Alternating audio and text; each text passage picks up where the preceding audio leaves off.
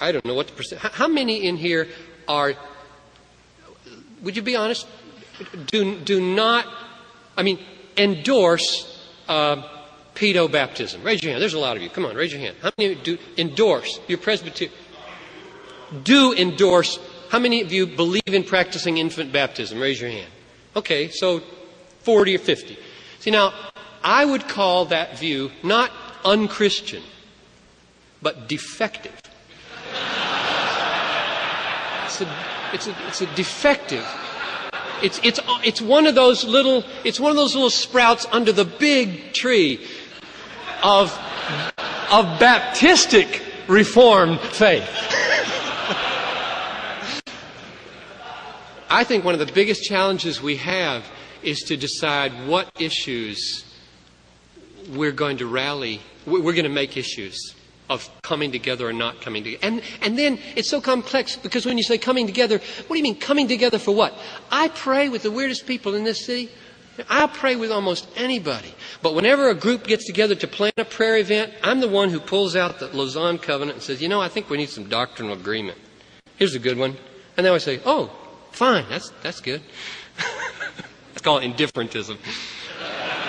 But at least I feel like I've got to put the word on the table, because I don't think it's going to work in the long run to try to pull people together on the basis of prayer or other experiences. I think whoever you just quoted there would probably also add, wouldn't he, and as long as I'm not kicked out. In other words, I'll stay as long as it is officially orthodox and they don't kick me out. Now, okay, they kicked Machen out. I wish I knew what would have happened. They didn't kick him out of Princeton. That was a different kind of decision. He left Princeton 7 years before he left the PCUSA, and he was kicked out of the PCA, and he fought with all his might to stay in the PCUSA. Now, whether he would have stayed long term, I don't know. But he argued his case vehemently that he was not in disagreement with the Constitution nor the Confession. And he was defeated. In fact, they wouldn't let him make his whole case. They wanted him out so bad. So I would say the trajectory of Machen's career denominationally was that he was going to fight this thing in the denomination as long as he could. I don't know how long that would have lasted. I sure respect that view, that if there is official denominational affirmation of biblical faith, that one can have integrity in staying, unless staying communicates endorsement and support through maybe too many unofficial ways that would compromise the testimony. And I suppose the possibility that you couldn't say for sure when that happens, but I can imagine for him it was, I will not give money to support Pearl Buck and others. And they said, that's like not coming to the Lord's table, and kicked him out. Now, they might not have said that, and so I think in many denominations it's possible not to contribute to the denomination. I don't know if that's true, but that would be one compromise, I suppose, that you might want to avoid. It may be that if you're in the community where that church is known for what it stands for, and what you are communicating to your whole community is the endorsement of rejection of biblical truth, practically, then you might say, this is too destructive to the witness of the church. There's another fellowship that would be more consistent. I've never been in that situation, and so I haven't had to face it. I had two very precious friends, Tom Province on the one hand and Larry Allen on the other, who made two very different decisions. Tom stayed. He died of cancer a couple of years ago, and Larry went out into the PCA. And so I just have had a lot of respect for people who have gone both directions. But I guess my own sympathies lie with those who are drawing the line closer to the truth. You see, when you have a document in front of you, like the Westminster Confession, 95% of which I love, maybe 98. When you have that in front of you, and you say, this is who we are, and you know they're lying through the teeth. It's just, go ahead. Most people live. Most people in the grassroots, what he just pointed out was he grew up in a church, in the Presbyterian church, with a pastor who believed the words, the meaning, the reality, the event, and didn't even know there was such a problem as modernism until he got to seminary. And that's where most people live in most denominations, is that what you are immediately, week in and week out, connected with is what matters most to you. And the question was then, do you throw over that tradition and say that didn't count, or I don't want to preserve that, maybe? That's what you're asking, and I am not going to...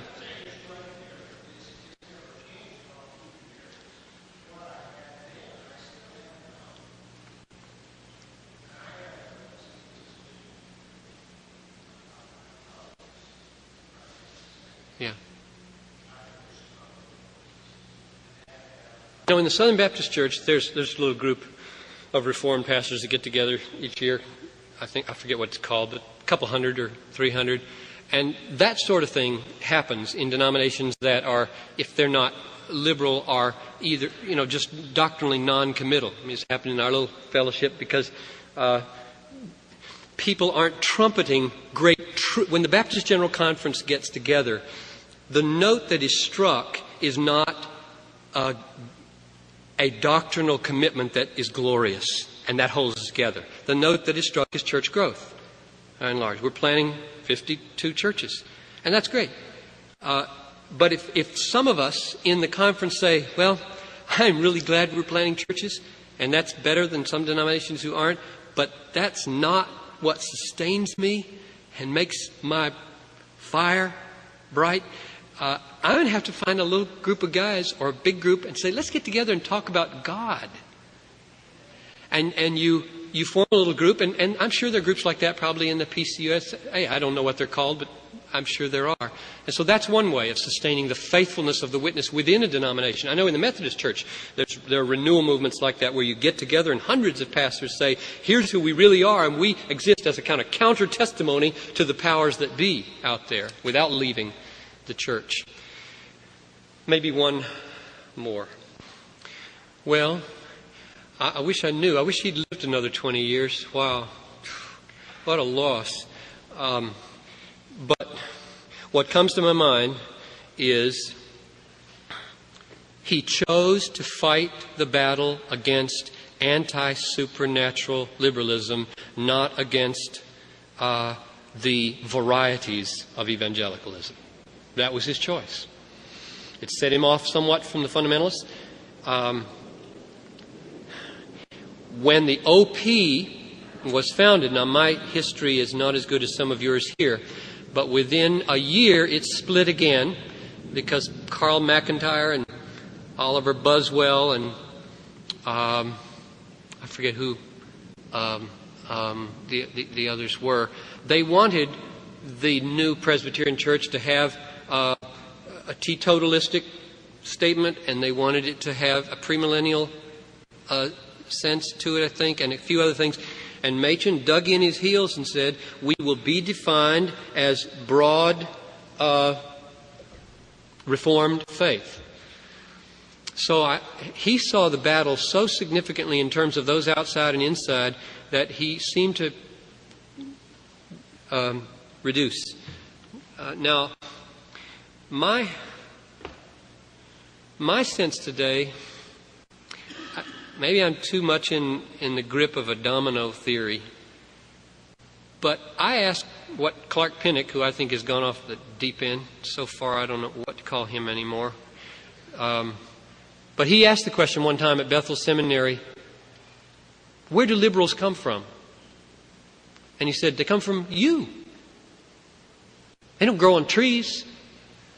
They come from evangelicals. They grow out of evangelicals. And so I've, ever since 15 years ago, when I heard that, I've just thought, how does that happen?